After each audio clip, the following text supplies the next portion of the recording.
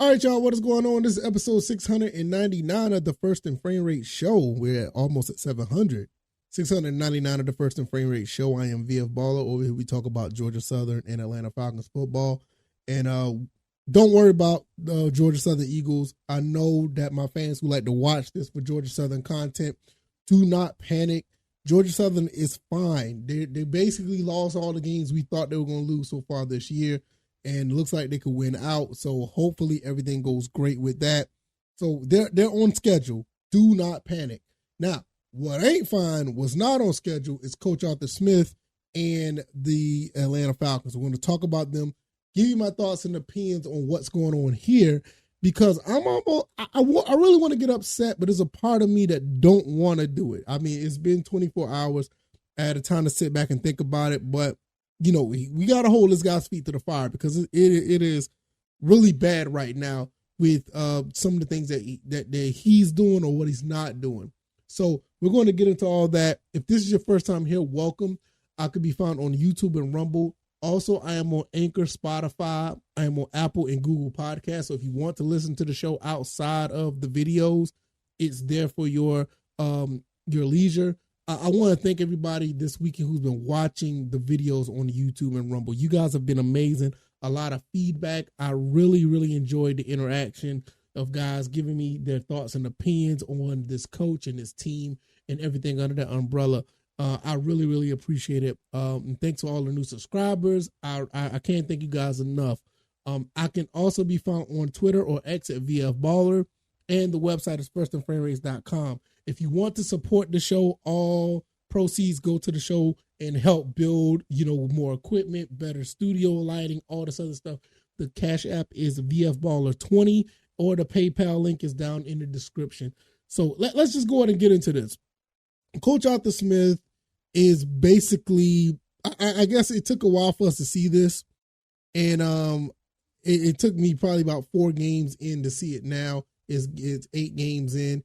And with Taylor Heineke in the mix and you see the play calling, I think the common denominator is Coach Arthur Smith at this point. It got to the point where I still think, don't get me wrong, I still think that Desmond Ridder is not the elite quarterback that we need him to be to lead this team. I think that with his play is just good enough with other pieces around him. It's always a collective team, but you know how the quarterback is the one that basically drives and does all the things possible for a team to be a championship caliber team, especially offensively. I just don't think he's that guy, but I think he's good enough that you can win a lot of football games, and you possibly win a Super Bowl if you have a lot of, good pieces around him. He's not that type of guy to make those mistakes. But, it kind of made me feel kind of bad for some of the vitriol he's been getting. And in some cases, we may need to, dare I may say, possibly give Marcus Mariota somewhat of an apology. I mean, don't get me wrong, Marcus Mariota was terrible, but some of this stuff, not necessarily on him. You look at the play calling, you see what's going on with Coach Arthur Smith, and it has just been abysmal. It's been pretty bad, especially the last 2 games. And some things is not adding up. Some things is not right. You want to sit here and you want to draft all of these, high profile, elite, talented players, especially in the first round. And, some of these other players have panned out, but when that's not in the first round, but when you get 2 pass catchers and a dynamic running back and you don't get any results of what you're getting out of these guys, it's not on them. It's very easy for us to go out here and just look at the play on the field and say, oh, this player's trash, that player's trash. These guys, and I said this on Smitty's Sports Machine show. Shout out to Smitty. Just Google or just put in the search engine on YouTube, Smitty Sports Machine. He had me on the show on Sunday, and it was a phenomenal show. I really appreciate him having me on. But this is not on the players. These players are way too talented to have these problems. He's setting guys up in bad positions. He's not running the right plays. He's running plays to the wrong players. Your dynamic players are not getting the ball like they're supposed to. And when they do get the ball, it's in some weird situation where they're being, basically shelled in. They can't get any open space, or they're near their own players. Like I've seen some plays where some of the receivers are like right next to each other in passing plays like that. That's not supposed to be the case. And it all goes back to play calling. It all goes back to coaching. It all goes back to scheme and philosophy. And I think that Coach Arthur Smith needs to do something immediately. He needs to do something immediately to fix this. Because if you go with another game plan like this and you lose the next game, albeit it's going to be against the Cardinals in Arizona, your job should be your job should be done as an Atlanta Falcons coach. Because it makes no sense. This team is way too talented. You've got too many guys that came in here on defense. You got too many draft picks that you got on offense. And to not make things happen the way it is. I think I can't remember, was it the last 2 or the last 3 games? I think we only had 10 field goals and 5 touchdowns or something like that. It could be the last 2 games. But that's unacceptable. 10 field goals, 5 touchdowns with this high-powered offense. And yes, this is a high-powered offense. Y'all got to understand. Let's name some players that are on this team. You got to think about it. Bijan Robinson, Tyler Algier, Cordell Patterson. That right there alone should get you damn near 21 points almost every game if you're going to run the ball. If you're going to primarily run the ball, you should get at least 21 points in the running game with that type of dynamic in the backfield. Receivers, and I'm going to add tight ends to this. You got Jonnu Smith, Kyle Pitts. You got Drake London, Scotty Miller, Mac Hollins, Cordell Hodge. You got Van Jefferson. If you want to air it out and throw the ball, you should be putting up at least 28 to 35 points. And that's even with a Desmond Ridder or a Taylor Heineke back there. You got too many weapons for this. Way too many weapons. And I have nothing bad to say about the defense. The defense have done a phenomenal job this year. I have no quarrels with the defense. The defense got these guys in field position, gave them good field position numerous times, at least twice last game. You had the ball on the 1 yard line, and you can't get the ball in the end zone. Your math is not adding up. Your math ain't mathing. It's just not. And it's really, it's really disheartening to see that, because you're in year 3 and you're 4-5 for the 3rd year in a row. The first 2 years, okay, all right. You didn't have what you needed. We was in the salary cap hell, but this is the year. You got a down NFC South, and you can see how down it is. I mean, just look at what happened with the Buccaneers. Look at what's going on with the Panthers. The Saints are barely getting by with their play.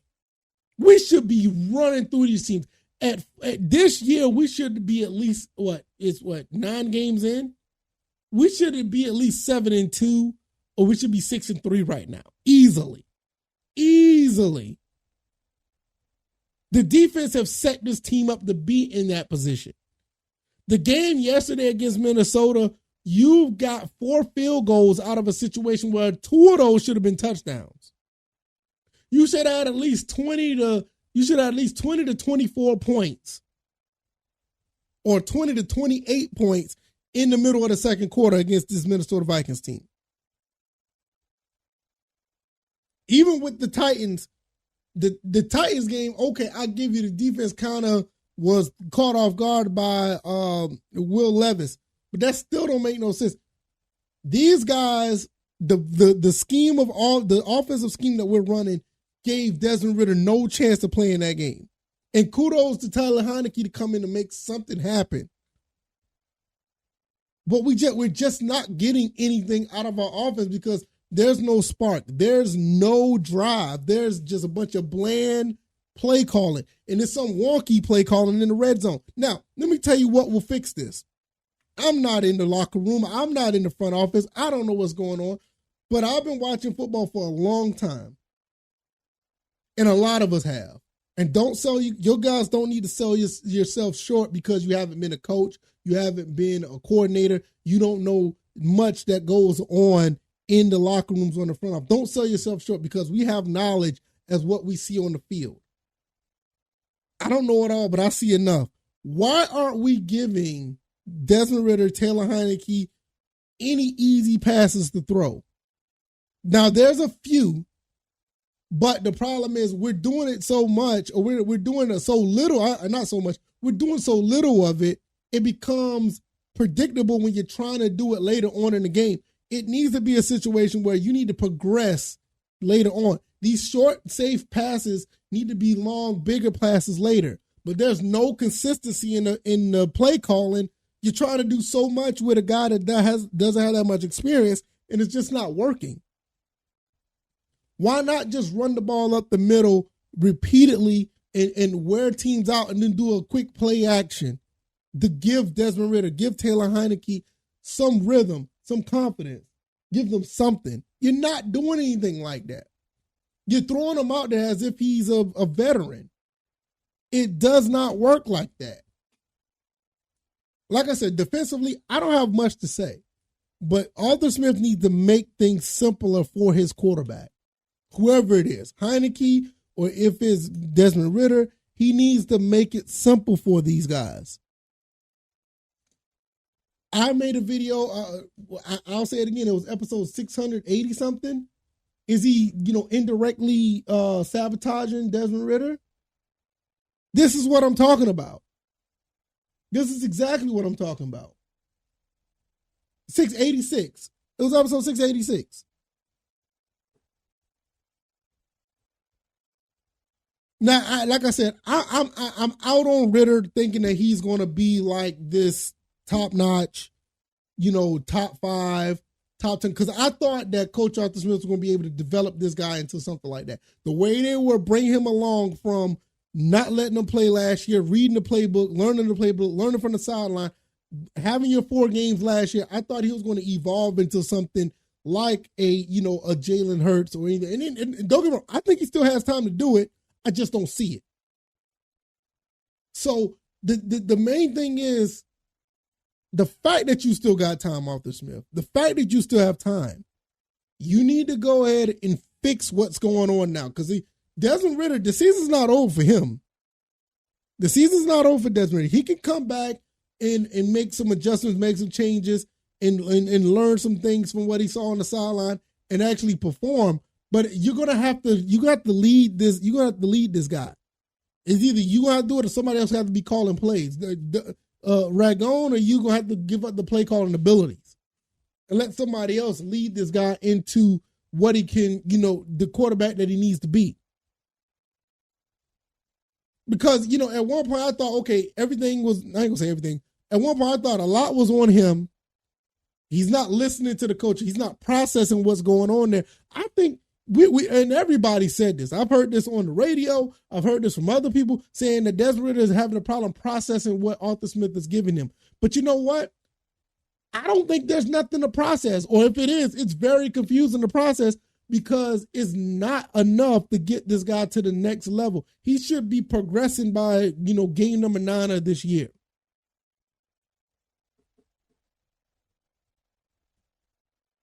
Now, before I get out of here, I will say this. The offensive line needs to do much better because this is an offensive line that's actually not that bad, but I'll say not that bad based on last year, but this year they have regressed. They have stepped back. They have gotten terrible. You need to keep these quarterbacks upright. You need to give these guys throwing lanes, and we need to be able to run the ball. Now, running the ball is not a problem. We saw what Tyler Algier did last week or this past game. Bijan Robinson actually ran a little bit. Cordell Patterson actually ran a little bit. Bijan Robinson fumbled. You need to fix that. I don't think he has a fumbling problem, but I think that's his second fumble so far. I'm not sure, but that needs to be fixed. I think we could run the ball just as well as anybody else, but to win football games, we need more of a balanced attack because teams are already looking at us like, look, all we got to do is just load the box up and dare their quarterback to beat us. And if you want the quarterback to beat, you want our quarterback to beat teams, you need to simplify some things for him. You need to call some plays that actually would work in his favor. And that's something that Coach Arthur Smith haven't been doing. And sometimes just making things easy for the quarterback is some of the simplest things. I don't have a problem with the screenplays. John O. Smith did pretty good on the screenplays. We see other guys get the screenplays, the tunnel screens. Those are safe plays for your quarterback. But we need more slant routes. We need more curls.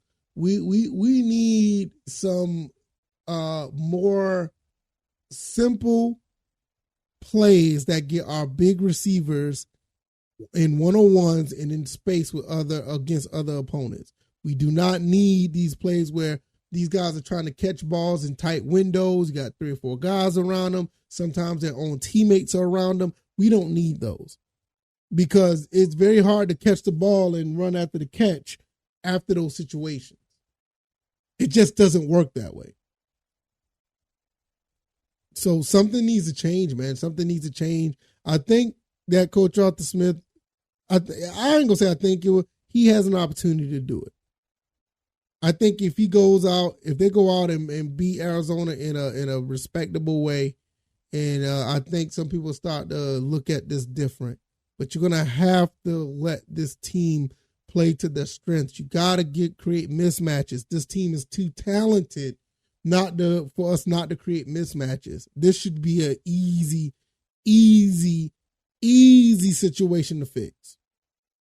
Because you got the horses, you got the talent, you got the players. This should not be this hard. Let's stop running these plays, these weird plays in the red zone. Let's stop running these crazy trick plays at the wrong time. Let's stop doing that. Let's just make it simple.